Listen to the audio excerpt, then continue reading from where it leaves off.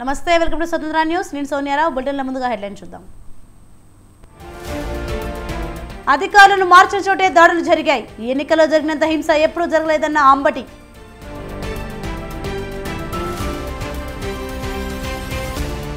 Congress BRS ఓటర్లు కూడా బీజేపీకి ఓటు వేశారు పార్లమెంట్ ఎన్నికల్లో బీజేపీ డబుల్ డిజిట్ సాధిస్తుందన్న కిషన్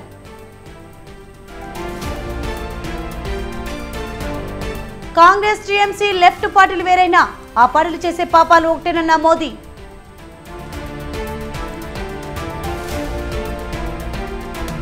అండమాన్ను తాకిన నైరుతి రుతుపవనాలు ఈ నెల 31 నాటికి కేరళను తాకే అవకాశం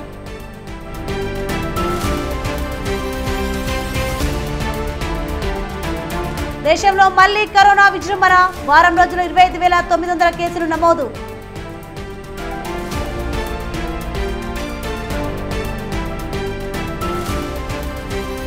పంజాబ్ కింగ్స్ పై హైదరాబాద్ విజయం 4 వికెట్ల తేడాతో గెలిచిన సన్ రైజర్స్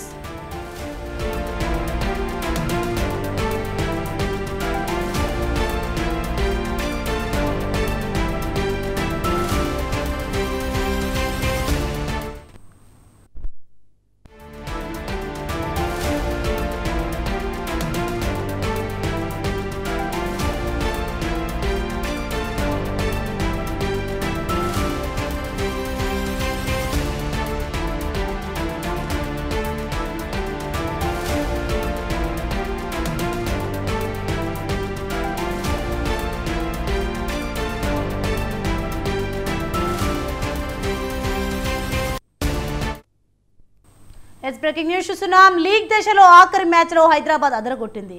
బ్యాటింగ్లో అదే దూకుడు ప్రదర్శించింది. దీంతో 4 వికెట్ల తేడాతో పంజాబ్పై ఘన విజయాన్ని సాధించింది. ట్రావిస్ హెడ్ మొదటి ఓవర్ తొలి బంతికే అవుట్ అయిన అభిషేక్ శర్మ దంచికొట్టాడు. రాహుల్ త్రిపాఠి, నితీష్ రెడ్డి క్లాసెన్ మెరుపులు మెరిపించడంతో పంజాబ్ నిర్దేశించిన 215 పరుగుల లక్ష్యాన్ని 19.1 ఓవర్లలో ఛేదించింది. అంతకుముందు టాస్ గెలిచి బ్యాటింగ్కు దిగిన పంజాబ్ 5 వికెట్ల నష్టానికి 214 పరుగులు చేసింది. ఓపెనర్ ప్రభ్సిమ్రాన్ అద్భుత ఇన్నింగ్స్కు అథర్వ థైడో, రొస్సో, జితేష్ శర్మ బ్యాటింగ్ తోవడంతో ఆ జట్టుకు భారీ స్కోర్ చేయగలిగింది. సన్ రైజర్స్ బౌలర్లలో నటరాజన్ 2 వికెట్లు తీయగా కమిన్స్, విజయకాంత్ చెరో వికెట్ తీశారు.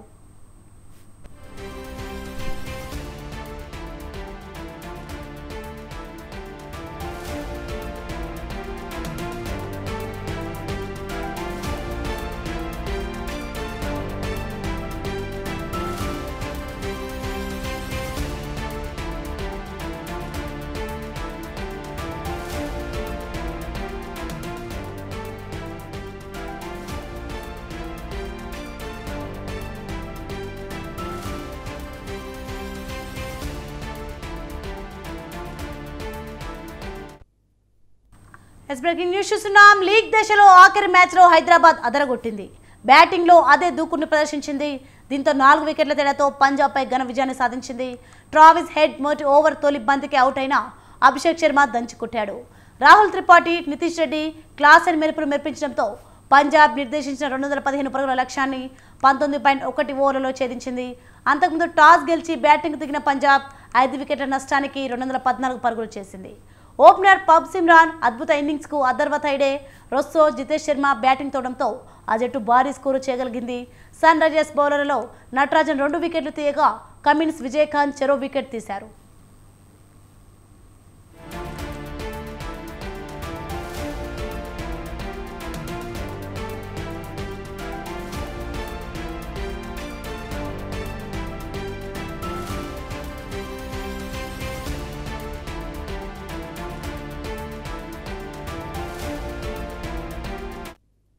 బ్రేకింగ్ న్యూస్ చూస్తున్నాం. మనం లీగ్ దశలో ఆఖరి మ్యాచ్లో హైదరాబాద్ అదరగొట్టింది. బ్యాటింగ్లో అదే దూకుడుని ప్రదర్శించింది. దీంతో 4 వికెట్ల తేడాతో పంజాబ్పై ఘన విజయాన్ని సాధించింది. ట్రావిస్ హెడ్ మొదటి ఓవర్ తొలి బంతికే అవుట్ అయిన అభిషేక్ శర్మ దంచికొట్టాడు. రాహుల్ త్రిపాఠి, నితీష్ రెడ్డి క్లాసెన్ మెరుపులు మెరిపించడంతో పంజాబ్ నిర్దేశించిన 215 పరుగుల లక్ష్యాన్ని 19.1 ఓవర్లలో ఛేదించింది. అంతకుముందు టాస్ గెలిచి బ్యాటింగ్ను దిగిన పంజాబ్ 5 వికెట్ల నష్టానికి 214 పరుగులు చేసింది. ఓపెనర్ ప్రభ్సిమ్రాన్ అద్భుత ఇన్నింగ్స్కు అథర్వ థైడో, రొస్సో, జితేష్ శర్మ బ్యాటింగ్ తోవడంతో ఆ జట్టు భారీ స్కోర్ చేయగలిగింది. సన్ రైజర్స్ బౌలర్లలో నటరాజన్ 2 వికెట్లు తీయగా కమిన్స్, విజయకాంత్ చెరో వికెట్ తీశారు.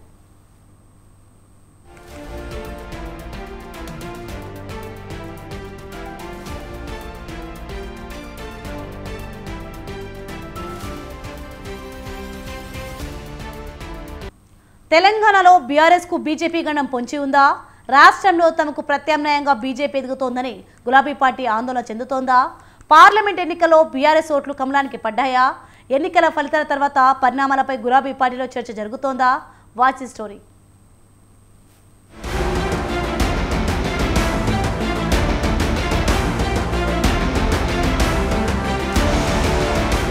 తెలంగాణలో బీఆర్ఎస్ పార్టీకి బీజేపీతో గండం పొంచి ఉందనే చర్చ రాజకీయ వర్గాల్లో జరుగుతోంది. ఇప్పటికే పలువురు బీఆర్ఎస్ నేతలు బీజేపీలో చేరారు. పార్లమెంట్ ఎన్నికల్లో బీజేపీ అభ్యర్థులుగా పోటీ చేశారు. పార్లమెంట్ ఎన్నికల తర్వాత కేంద్రంలో బీజేపీ మరోసారి ప్రభుత్వాన్ని ఏర్పాటు చేస్తే తమకు ప్రత్యామ్నాయంగా ఎదగడం ఖాయమని గులాబీ పార్టీలో టాక్ వినిపిస్తోంది. పార్లమెంట్ ఎన్నికల్లో గులాబీ పార్టీ ఓట్లు బీజేపీ వైపునకు మళ్లినట్లుగా చర్చ జరుగుతోంది.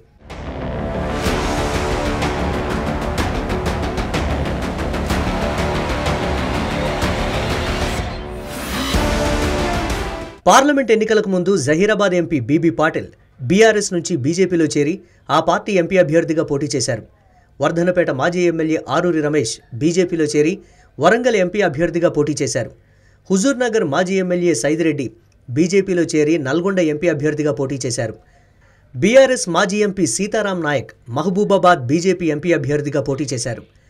బీఆర్ఎస్ మాజీ MP Godem Nagesh Adilabad BJP MP అభ్యర్థిగా పోటీ చేశారు.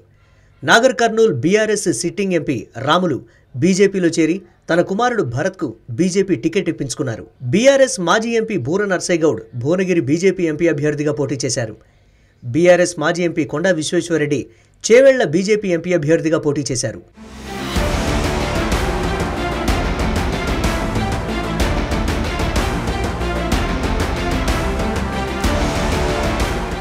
తెలంగాణలో బీఆర్ఎస్ అధికారంలో ఉన్నప్పుడే దుబ్బాక ఉప ఎన్నికలో బీజేపీ చేతిలో బీఆర్ఎస్ ఓటమి పాలైంది. హుజూరాబాద్ ఉప ఎన్నికలో బీజేపీ బీఆర్ఎస్ను ఓడించింది. మునుగోడు ఉప ఎన్నికలో బీఆర్ఎస్ అభ్యర్థికి కోమటిరెడ్డి రాజగోపాల్ రెడ్డి రూపంలో బీజేపీ గట్టి పోటీనిచ్చింది. ఈ నేపథ్యంలోనే తెలంగాణలో బీఆర్ఎస్కు బీజేపీ ప్రత్యామ్నాయంగా మారుతుందని బీజేపీ నేతలు వ్యాఖ్యానించారు.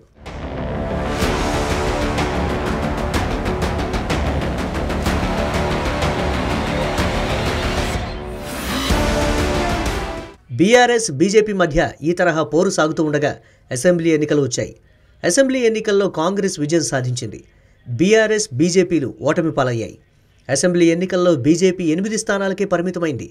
ఇప్పుడు పార్లమెంట్ ఎన్నికల్లో బీఆర్ఎస్ బీజేపీ కాంగ్రెస్ల మధ్య జోరుగా సమరం సాగింది. ఇంతకుముందు బీఆర్ఎస్తో పోరాటం సాగించిన బీజేపీ కాంగ్రెస్ అధికారంలోకి వచ్చాక ఆ పార్టీతో పోరు సాగించింది. ఎంపీ ఎన్నికల్లో బీజేపీ కాంగ్రెస్ల మధ్య పోటీ అని ఈ రెండు పార్టీల నేతలు ప్రచారం చేశారు.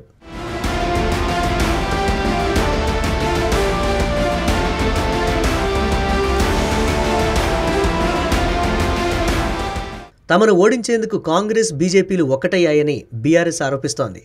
కరీంనగర్ ఎంపీ నియోజకవర్గ పరిధిలో కాంగ్రెస్ ఓట్లు బీజేపీకి బదిలీ అయ్యాయని బీఆర్ఎస్ ఎంపీ అభ్యర్థి బోయినపల్లి వినోద్ కుమార్ కామెంట్ చేశారు. ఇప్పటికే బీఆర్ఎస్ ఎమ్మెల్యేలు అధికార కాంగ్రెస్ పార్టీ పంచన చేరుతున్నారు. పార్లమెంట్ ఎన్నికల ఫలితాల అనంతరం ఈ చేరికలు పెద్ద ఎత్తున ఉంటాయనే టాక్ నడుస్తోంది. పార్లమెంట్ ఎన్నికల ఫలితాల అనంతరం తెలంగాణలో రాజకీయ పరిణామాలు ఎలా మారుతాయో, బీఆర్ఎస్ ఏ విధంగా నిలదొక్కుంటుందో, ఎవరు ఎవరికి సన్నిహితులో, ఎవరు ఎవరికి విరోధులో అంతా భవితే చెప్పాలి.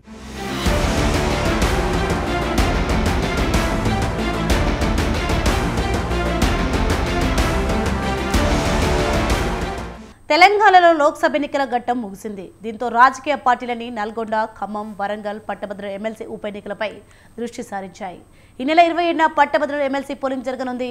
ఈ ఎమ్మెల్సీ ఉప ఎన్నికను ప్రధాన పార్టీలు ప్రతిష్టాత్మకంగా తీసుకున్నాయి. గతంలో ఈ స్థానం నుంచి ఎన్నికైన పల్లా రాజేశ్వరరెడ్డి అసెంబ్లీ ఎన్నికల్లో ఎమ్మెల్యేగా గెలుపొందడంతో తన ఎమ్మెల్సీ పదవికి రాజీనామా చేశారు. ఫలితంగా ఉప ఎన్నిక వచ్చింది. ఈ ఎన్నికలో కాంగ్రెస్ అభ్యర్థిగా తీర్మార్ మల్లన్న, బీజేపీ అభ్యర్థిగా గుజ్జుల ప్రేమేందర్ రెడ్డి, బీఆర్ఎస్ నుంచి ఏనుగుల రాకేష్ రెడ్డి పోటీలో ఉన్నారు. ఎన్నికలో మొత్తం 52 మంది బరిలో నిలిచారు. అయినా ప్రధాన పోటీ కాంగ్రెస్, బీఆర్ఎస్, బీజేపీల మధ్య ఉంటుంది. మరి ఎమ్మెల్సీ ఉప ఎన్నిక గెలుపు ఎవరి ఖాతాలో పడుతుందనేది ఉత్కంఠగా మారింది.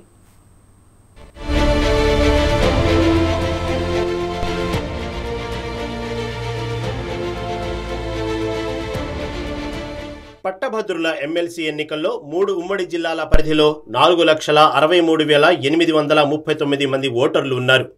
దీంతో పట్టభద్రుల ఉప ఎన్నికల్లో ఉమ్మడి ఖమ్మం జిల్లా ఓట్లు కీలకం కానున్నాయి. గతంలో పల్లా రాజేశ్వరరెడ్డి విజయంలోనూ ఖమ్మం జిల్లా ఓట్లే కీలకమయ్యాయి. దీంతో అన్ని పార్టీల అభ్యర్థుల దృష్టి ఖమ్మం జిల్లాపైనే పడింది. కాంగ్రెస్ నుంచి డిప్యూటీ సీఎం భట్టి విక్రమార్క, మంత్రులు తుమ్మల నాగేశ్వరరావు, పొంగులేటి శ్రీనివాసరెడ్డి పట్టభద్రుల ఎన్నికను పర్యవేక్షిస్తున్నారు. ఇప్పటికే కాంగ్రెస్ అభ్యర్థి తీన్మార్ మల్లన్న జిల్లా మంత్రులను కలిసి తన విజయం కోసం కృషి చేయాలని కోరారు. దీంతో పాటు కాంగ్రెస్ పార్టీ 10 అసెంబ్లీ నియోజకవర్గాలకు ఇన్ఛార్జీలను కూడా నియమించింది.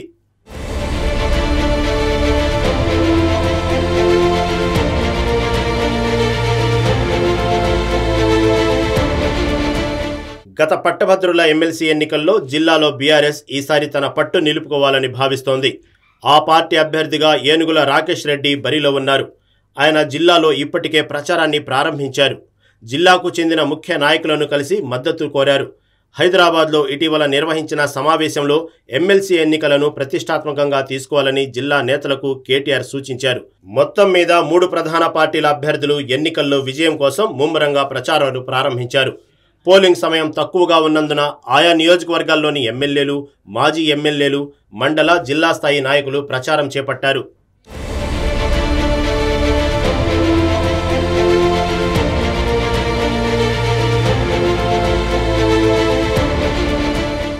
పట్టభద్రుల ఎన్నికల్లో సత్తా చాటేందుకు బీజేపీ కూడా రంగంలోకి దూకింది. ఆ పార్టీ నేతలు జిల్లాల్లో సభలు, ఆత్మీయ సమావేశాలు ఏర్పాట్లు చేస్తున్నారు. విద్యా సంస్థలు, విద్యావంతులను, ఆయా వృత్తుల వారిని, ఉద్యోగులను కలిసి మద్దతు కూడగడుతున్నారు. లోక్సభ ఎన్నికల్లో కాంగ్రెస్కు ప్రధాన ప్రతిపక్షంగా తామే పోటీ ఇచ్చామని, ఈ ఎమ్మెల్సీ ఎన్నికల్లోనూ కాంగ్రెస్ను నిలదీసే సత్తా తమకే ఉందని బీజేపీ నేతలు చెబుతున్నారు. బీజేపీ అభ్యర్థి గుజ్జుల ప్రేమేందర్ రెడ్డి గత ఎన్నికల్లో పోటీ చేసి ఓటమి చెందారు. ఆయన గెలుపు కోసం ఖమ్మంలో బీజేపీ నేతలు, బీజేపీ శ్రేణులు ప్రచారంలో పాల్గొంటున్నారు. ఇక్కడ కొసమెరుపు ఏమిటంటే ఈ ఎన్నికల్లో బీజేపీ గెలుపు కోసం టీడీపీ, జనసేన సమన్వయ కమిటీలు ఏర్పాటు చేస్తున్నారు. టీడీపీ కార్యాలయానికి వెళ్లి మద్దతు అడిగారని తెలుస్తోంది.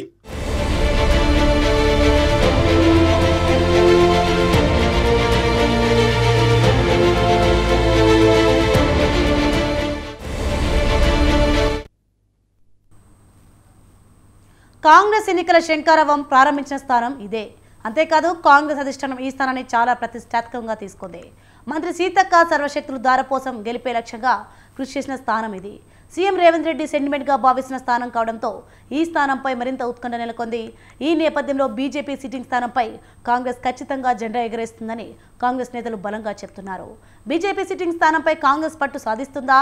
ఆదిలాబాద్ ఎంపీ స్థానాన్ని కాంగ్రెస్ కైవసం చేసుకుంటుందా అనే అంశంపై స్వతంత్ర టీవీ ప్రత్యేక కథనం.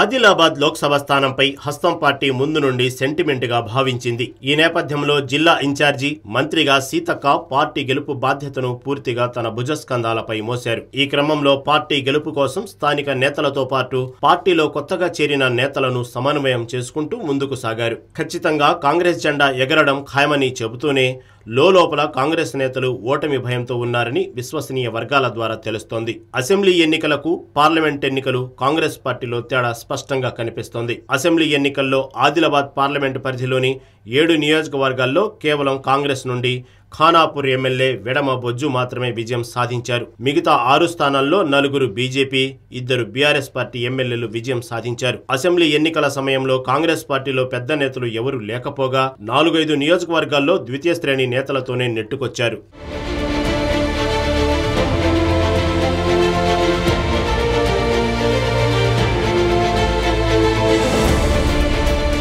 ప్రస్తుతం పరిస్థితి మారింది. అసెంబ్లీ ఎన్నికల్లో బీఆర్ఎస్ ఎమ్మెల్యే అభ్యర్థులుగా పోటీ చేసిన మాజీ మంత్రి ఇంద్రకిరణ్ రెడ్డి, మాజీ ఎమ్మెల్యేలు కోనప్ప, విఠల్ రెడ్డిలతో పాటు మాజీ కేంద్ర మంత్రి వేణుగోపాలాచారి, బోధ్ మాజీ ఎమ్మెల్యే రాథోడ్ బాపురావులతో పాటు పలువురు జెడ్పీటీసీలు, సర్పంచ్లు ఇలా చాలా మంది నేతలు హస్తం గూటికి చేరగా పార్లమెంట్ ఎన్నికల నాటికి కాంగ్రెస్ బలమైన నేతలతో అన్ని నియోజకవర్గాల్లో క్యాడర్ తయారైందని భావిస్తున్నారు. ఈ నేపథ్యంలో కాంగ్రెస్ గెలుపు నల్లేరు మీద నడకెనన్నట్టు కాంగ్రెస్ వర్గాలు భావిస్తున్నాయి.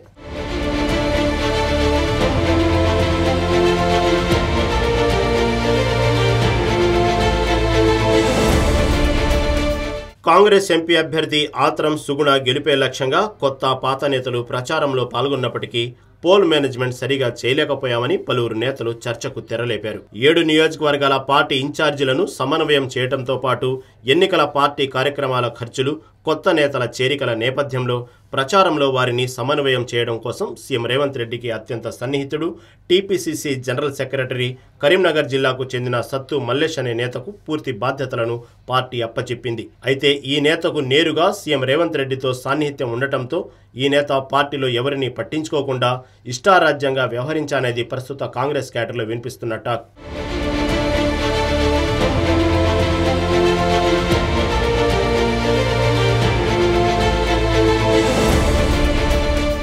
మంత్రి సీతక్క 7 నియోజకవర్గాల్లో ప్రచారాలతో పాటు నేతల సమన్వయం కోసం పాటుపడ్డప్పటికీ పార్టీకి సంబంధించి లావాదేవీల విషయంలోనే నేతల మధ్య గ్యాప్ పెరిగిందని టాక్ వినిపిస్తుంది. ఇక్కడి పోలింగ్ కంటే వారం రోజుల ముందే పోల్ మేనేజ్మెంట్ పై అంతా చేతులెత్తేయడంతో కొంత పార్టీ క్యాడర్లో అయోమయం నెలకొందని చెప్పుకుంటున్నారు. పార్లమెంట్ ఇన్ఛార్జిగా వచ్చిన సత్తు మల్లేష్ సొంత పార్టీ నేతలు, కార్యకర్తలతో అహంకారపూరితంగా వ్యవహరించారనే ఆరోపణలు వెల్లువెత్తాయి.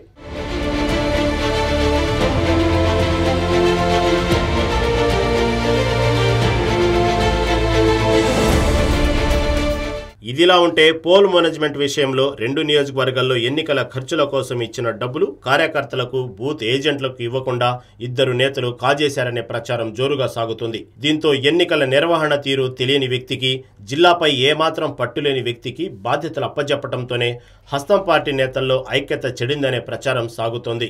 ఎన్నికలు ముగిశాయి, ఫలితాలు రావాల్సి ఉంది. గెలుపుపై హస్తం పార్టీ నేతల్లో ధీమా వ్యక్తమవుతున్నప్పటికీ పోల్ మేనేజ్మెంట్ లో కాంగ్రెస్ విఫలమైందనే సంకేతాలు నేతలకు స్పష్టంగా వెళ్లాయి. అయినా కాంగ్రెస్ నేతల్లో గెలుస్తామేమోననే ఆశ కనిపిస్తుంది. మొత్తంగా చూస్తే పార్టీలో అంతర్గత విభేదాలు స్పష్టంగా కనిపిస్తున్నాయి. దీంతో కాంగ్రెస్ నేతల్లో గెలుపు అంతర్మథనం కొనసాగుతుంది. మరి గెలుపు ఎవరిని వరిస్తుందో జూన్ 4 వరకు వేచి చూడాల్సిందే.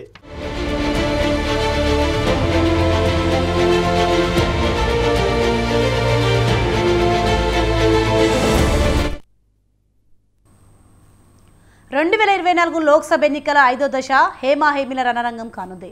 కాంగ్రెస్ నాయకుడు రాహుల్ గాంధీ, కేంద్ర మంత్రి స్మృతి ఇరానీ, జమ్మూ కాశ్మీర్ మాజీ ముఖ్యమంత్రి ఉమర్ అబ్దుల్లా, కేంద్ర మంత్రి పీయూష్ గోయల్, రక్షణ మంత్రి రాజ్నాథ్ సింగ్, సాధ్వి నిరంజన్ జ్యోతి వంటి హేమాహేమీలో తమ అదృష్టాన్ని పరీక్షించుకోనున్నారు. మే 20న జరిగే 5వ విడతలో కేవలం 49 స్థానాలకు ఎన్నికలు జరుగుతున్నాయి. కీలకమైన నియోజకవర్గాలు కావడంతో కట్టుదిట్టమైన భద్రతా ఏర్పాట్లు చేశారు.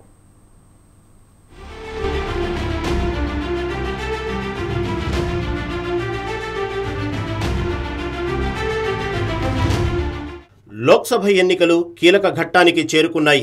మే 20న 5వ విడతలో 6 రాష్ట్రాలు, 2 కేంద్రపాలిత ప్రాంతాలైన జమ్మూ కాశ్మీర్, లద్దాఖ్లో కలిపి 49 నియోజకవర్గాలకు ఎన్నికలు జరగనున్నాయి. ఉత్తరప్రదేశ్లో రాయ్బరేలీ, అమేథీతో పాటు 14 స్థానాలు, మహారాష్ట్రలో ముంబై మహానగరంతో సహా 13 కీలక స్థానాలు, పశ్చిమ బెంగాల్ 7, బీహార్, ఒడిశాలో 5 నియోజకవర్గాలకు, జార్ఖండ్లో 3, జమ్మూ కాశ్మీర్, లద్దాఖ్లో చెరో పార్లమెంటు స్థానానికి పోలింగ్ జరుగుతుంది. కట్టుదిట్టమైన భద్రతా ఏర్పాట్లు చేశారు.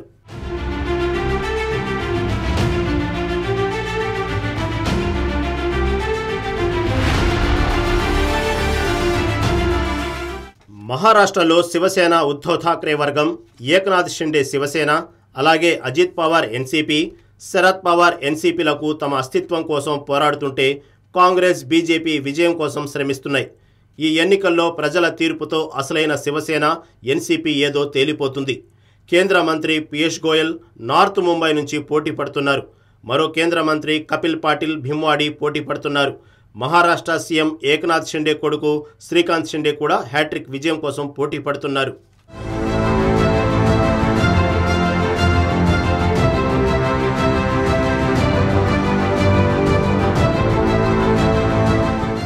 దేశ ప్రజల ఆసక్తి అంతా ఉత్తరప్రదేశ్లోని రాయ్బరేలీ, అమేథీ నియోజకవర్గాలపైనే ఉంది. కేరళ, వైనాడ్లో ఇప్పటికే ఎన్నికలు ముగిశాయి. అక్కడ నుంచి పోటీ చేసిన కాంగ్రెస్ నేత రాహుల్ గాంధీ తమ కుటుంబం అడ్డా అయిన రాయ్బరేలీను నిలుపుకునేందుకు మళ్లీ ఎన్నికల గోదాలో దిగాడు. ఈ లోక్సభ ఎన్నికల్లో 2 స్థానాల నుంచి పోటీ చేస్తున్న ఏకైక నాయకుడు రాహుల్ గాంధీ. అమేథీలో 2019లో రాహుల్ గాంధీని ఓడించిన జైంట్ కిల్లర్ కేంద్ర మంత్రి స్మృతి ఇరానీ ఈసారి అమేథీలో కిషోరీలాల్ శర్మతో పోటీ పడుతోంది.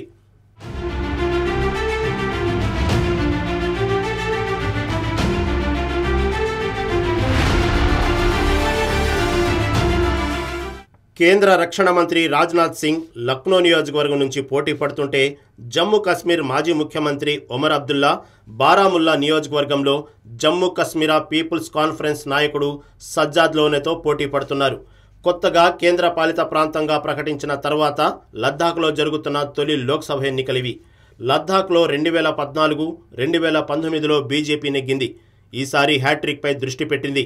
బీజేపీ నుంచి తాసీ గ్యాల్పన్, కాంగ్రెస్ అభ్యర్థి సిరింగ్నామ్ గ్యాల్ను ఢీకొంటున్నారు. ఇతర ప్రముఖుల్లో ఫతేపూర్ నుంచి సాధ్వి నిరంజన్ జ్యోతి, బన్గావ్ నుంచి శంతన్ ఠాకూర్ పోటీ పడుతున్నారు.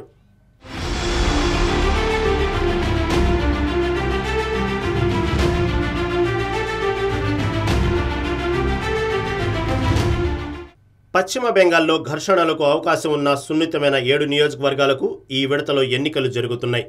దీంతో ఆయా నియోజకవర్గాల్లో భారీగా బలగాలను మోహరించారు. ఒడిశాలో 5 లోక్సభ స్థానాలు, 35 అసెంబ్లీ స్థానాలకు మే 20న ఎన్నికలు జరుగుతున్నాయి. ఎన్నికలు సజావుగా నిర్వహించేందుకు ఏర్పాట్లన్నీ పూర్తయ్యాయి.